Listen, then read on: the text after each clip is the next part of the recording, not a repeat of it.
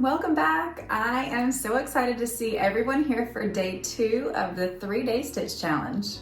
So first of all, I wanted to say thank you to anyone that sent me a photo yesterday of their progress, who tags me on Instagram, or who left a comment on the video. It is so fun meeting everybody and kind of seeing your work, and it makes it a lot more interactive, which I absolutely love, getting to know everybody. So day 2 is the chain stitch, and we are going to work with the exact same hoop that we worked with yesterday, so you don't need any new supplies. Use exactly what you already have.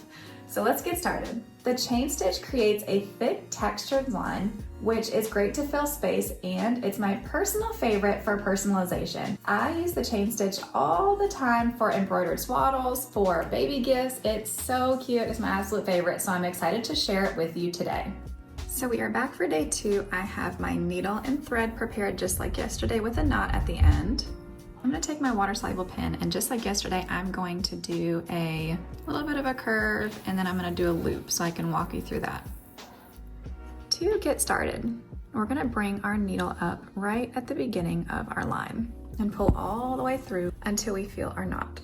We're gonna take our needle and go back down in the same hole. And sometimes it's easier if you hold this with your other hand just to kind of pull a little bit of tension. And this has created a loop like this. Next, we're gonna move over about 1/4 inch, just like we did in the back stitch. Bring our needle up, and our loop goes over it. And we're gonna pull through.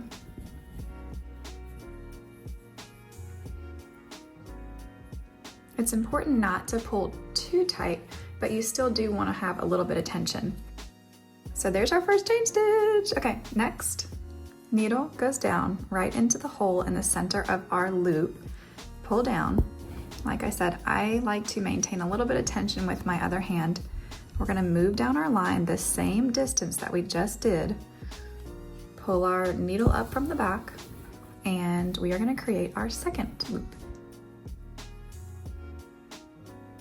Sometimes if I can see that my loop is a little bit raised, I like to pull up just like this a little bit and kind of even it out. And we're just gonna keep working down. Just like I mentioned with the back stitch, if you feel that your stitches aren't very consistent, you can pre-mark them with a ruler and a water-soluble pen, and just until you get the hang of it, just until you get a consistent stitch length, because I know a lot of people worry about that. If you feel like your loop is still kind of looking a little weird, you can take the back of your needle and kind of work it into the circle that you want, and then pull a little bit tighter if you need to.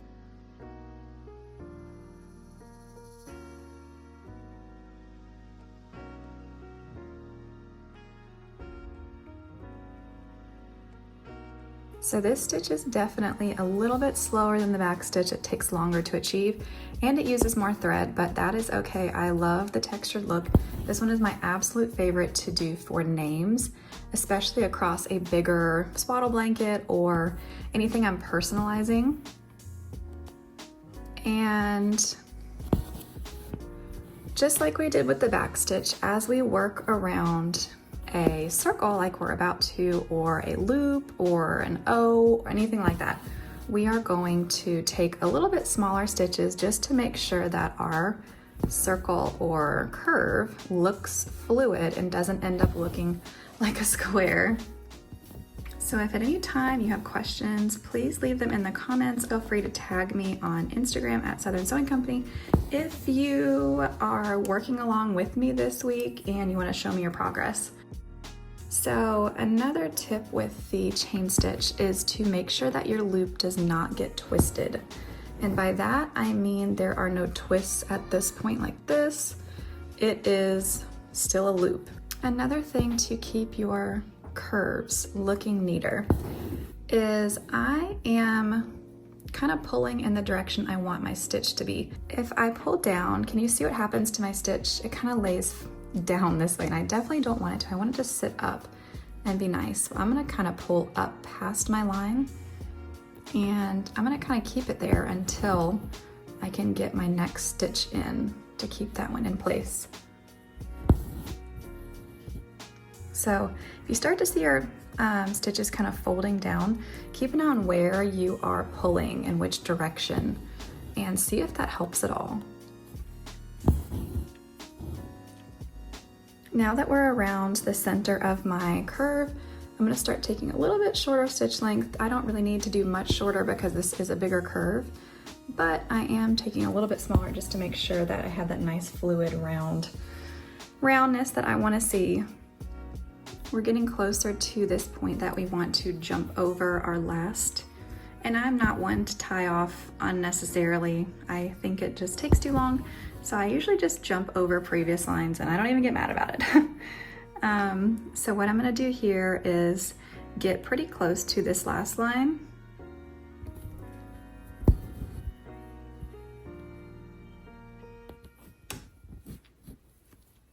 And then come up just past it.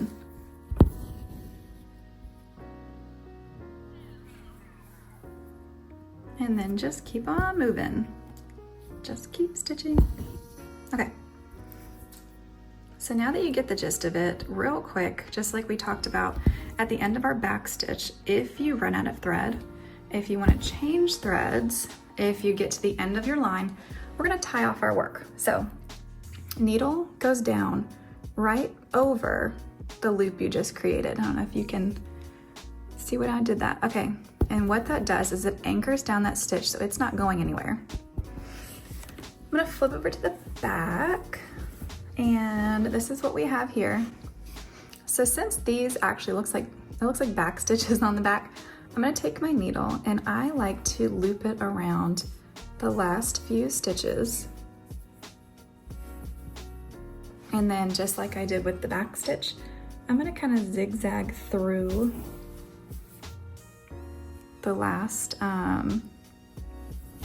threads from the previous stitches. You can do this too, you can do this 3 times, but this thread is not going anywhere. This is how I always tie off my work, even with if I'm doing a jacket or swaddle blanket, and it always stays. And then clip your work until you have a 4-inch tail or so. Split my threads and then double knot it.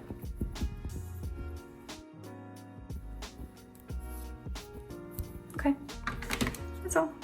So we're done learning about the chain stitch today. Tell me how you're feeling. I know this one's a little bit more challenging than yesterday, and it definitely takes some time to perfect. So a quick recap. To be consistent with our chain stitches, the most important thing is to keep our stitches all looking the same length, and that's what creates our consistency. If we have bigger and then smaller stitches, it's hard to keep things looking uniform as you go through a line or you go through your work. So if you have problems keeping a consistent stitch length, grab a ruler and a pen. I always stress this because it helps out a lot. You don't have to do it for every project for the future, but as you work, it helps your brain to kind of develop this muscle memory until it finally kind of does it on its own and it clicks. Next, don't forget to shorten your stitch length as you work around the curves to make it nice and round instead of nice and square. Also, don't forget you can use the back of your needle to kind of work your stitch around if it doesn't look quite right or you need to kind of make it tighter or fine tune it. While this stitch is a little tricky, I am confident that you got this. So join me tomorrow at 11 for the Lazy Daisy, and then we're gonna put all of our work together for a little class challenge. So for this, we're gonna need a little bit different supplies. You're gonna pick one of these templates that you want to embroider onto an item of your choice. So print the page that has the template that you want to embroider onto your stick and stitch stabilizer. And you're also gonna need a little bit smaller hoop. I think this is a 5-inch, somewhere around there that will fit nicely around your template.